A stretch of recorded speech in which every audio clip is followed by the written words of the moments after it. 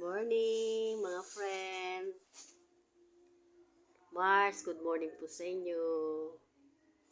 Tayo po'y pupunta kay mama dahil titignan ko siya. Wala po kasi ang ate ko. Nagtrabaho. Pinaglutuan ko na po siyang may sabaw na may kalabasa, may isdang hinimay-himay. Lalakad po tayo. Pupunta tayo sa kanya. Tignan ko kung anong ginagawa niya.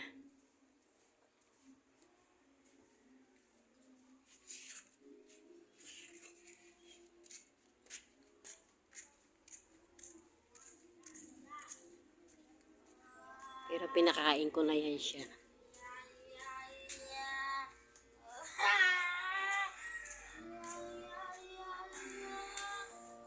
Oh, nasa na number mo ma? Susulat natin, di ba pabili ka loto? Para ipadala natin kay Kapoy. Malinis na yung higaan niya. May ballpen ka. Nanonood siya TV. Papunta na ako. TV niya, oh, cute.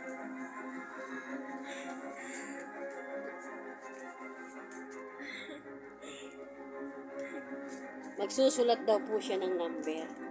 Mananalo daw siya sa loto. Wala kang ballpen? Wow! Eh di ikaw Yo, may ballpen kayo. Mas marami ang hearts mo ngayon kesa nakaraang taon. Ballpen. Pera mo lola mo. Wala pa si Uncle Alfred. Wala pa siya. Anong Ah, meron? nandiyan ka ba kay Dangdang? Akin na ma, ano ba number na gusto mo dyan? Nangangarap po siya manalo sa loto. Kasi pag nanalo daw siya ng loto, bibilan daw niya kaming mga bahay. Wesley. Tag-iisang bahay. Pwede ba? Pakibigay kay Dahlia. Mama san? Oh, 27 yan ma.